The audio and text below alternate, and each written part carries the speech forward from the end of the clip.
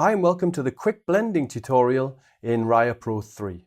To begin, I just want to explain these two things. This stack button is the same stack button that we have here in Raya Pro Hub.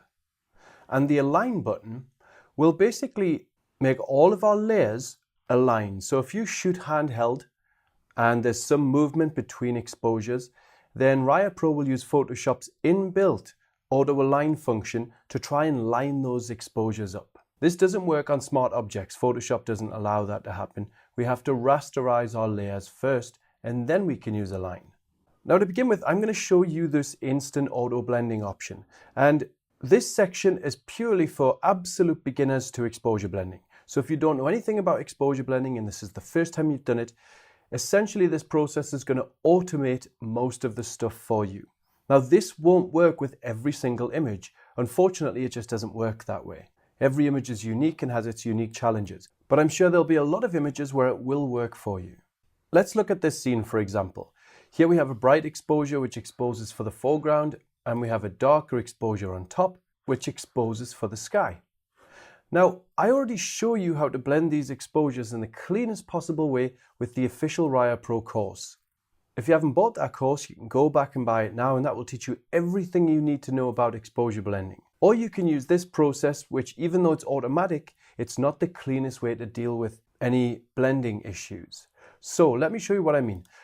All we need to do is choose the exposure we wish to blend. Because this is the darker exposure, I go to the section called Blend Dark Exposure and I press the Start button. Now we have this layers pop up. And this allows us to create a contrasting mask. Now remember, in this darker exposure, I wanted to bring through the windows from the darker exposure and put them into the brighter exposure. But we have some of this building here in the window and we want to get rid of that. We want that to be white. Essentially, we want the areas that we want to select, we want them to be white or light grey. And we want everything else to be dark grey or black. So we need a relatively contrasting mask. Once you've done that, you can press OK. Now Raya Pro is going to work and create a load of different layers for you. So give it time to do what it needs to do. And when it's done, you'll see we have all these different layers. And we have these 6 different buttons. Now looking at this blend, it doesn't look very good at all. This is the final blend that we came out with. The image looks flat, the contrast looks really bad. And we have these kind of weird darker areas along here. But if we cycle through these buttons, so if we go to 2, 3, we cycle through them, you'll see that we're brightening up that darker exposure and we're matching it with that brighter exposure. So for example, if we go to 1, you'll see it's really dark and doesn't look very good. If we go to 6, it's really bright and looks okay, but perhaps too bright. If we go to 4, I think that looks really good. We now have a fairly balanced interior and we have a smoothly blended exterior. So if we're happy with that, we can press select. And what that gives us is a group called blended. And within blended, we have our new layer. But it also keeps our original blended layer, which is this darker layer here. So if you're not happy with the final blend, you can delete this and start again with your darker image. But if you are happy, then you can continue with your workflow. So as you can see, it automates most of the blending process for you. You don't need to worry too much about how to create a balanced blend. So let's look at a different example for this. Here we have 3 exposures. We have a bright exposure on top, we have a dark exposure in the middle, and we have a base exposure at the bottom. We want to take the sky from this darker exposure, and this is the sky here, and put it into this base exposure. Then we want to take the foreground to some degree, not all of it, of the brighter exposure, and just brighten up the foreground of this base exposure. So to begin with, let's select the darker image. Let's go to quick blending and choose blend dark exposure and press start. Now we can create our mask, and I think that already looks pretty good because we've selected most of the sky. It's nice and white and the foreground is nice and dark. So that's less selected. So we can press, so I make that a little bit more contrasting, and then we can press OK. Now when that's done, we can cycle through the buttons again and see which one works for us. Now, interestingly enough, I think button 4 works the best. Or actually, I prefer 3 because we still keep some nice detail in the clouds there. So when we're happy, we just press select. And there's our blended layer. So if I make that invisible, you can see the before and after. We've beautifully blended in the dark exposure into the base exposure.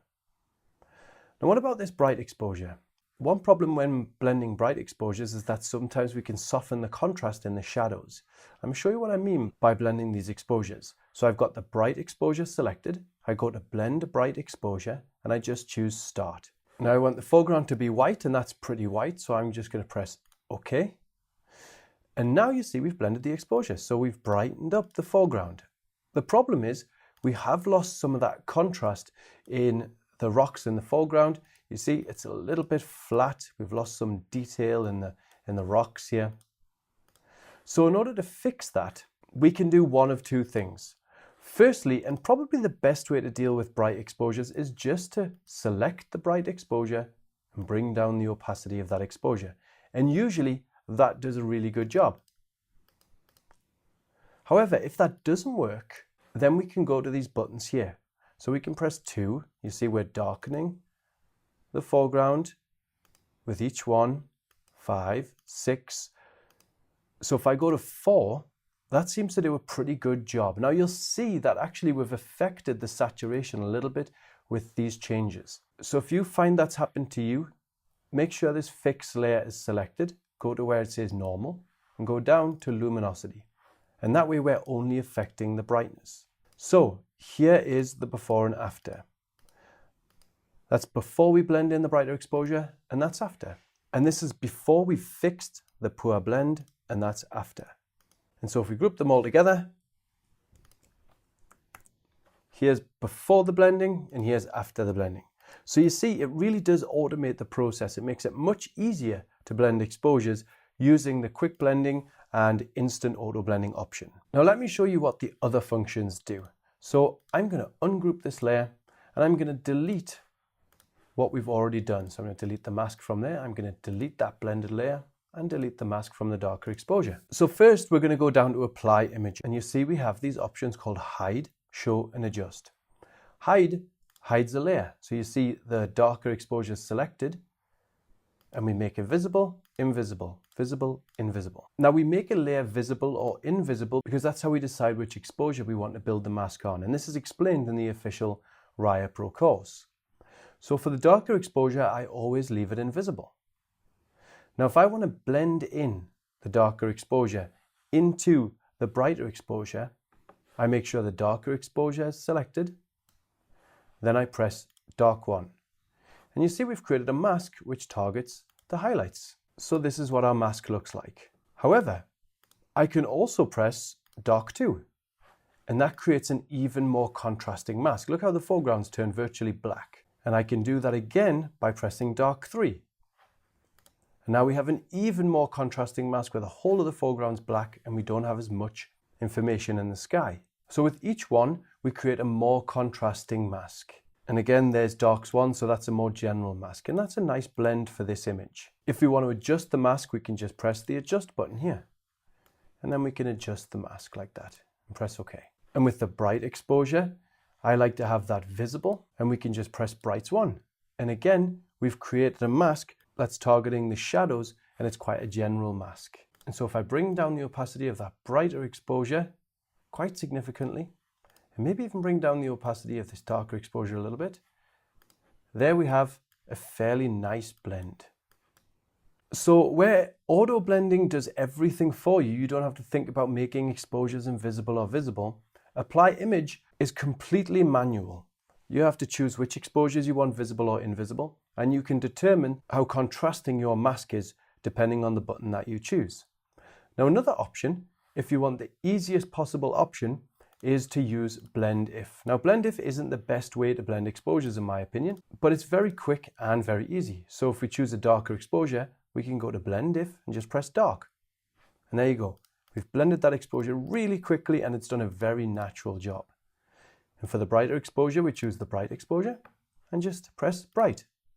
And we can bring down that opacity. And there we go. A nicely blended image. Now blend if doesn't give us the same type of control that we can get by using other methods, but it is nice and easy. And finally, for gradient mask, if we click on gradients here, You can see I have a darker exposure on top and a brighter exposure on the bottom, and I want to put the sky from the darker exposure into this image without affecting the foreground. Well, that's easy. I can just press mask. Now what we've done is created a mask on the darker exposure, and you can see it goes bright at the top and dark down the bottom.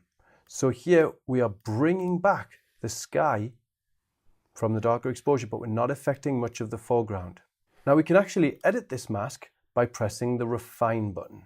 So we can shift the edge left, so let's say -33, and that will mean that the bottom part of the image is going to be 100% the brighter exposure, and the other half of the image, the top half, is going to be the darker exposure. So if I press OK, now we have recovered the sky, but we're not affecting anywhere now on this foreground area. Or we can refine that mask again just by shifting the edge a tiny bit, and we can add contrast. So we're making the gradient mask a little bit more contrasting. And if you're curious, this is the same process as a GND, or a graduated neutral density filter. And you see, by adding that contrast, we've now made a strong effect on the sky, and it's affecting far less of the foreground of the brighter exposure. So that's how we use gradient masks, and they work beautifully when we have a relatively flat horizon like this. If you have tall buildings and mountains, then you'll often get lines going across the image, and it just won't look very natural.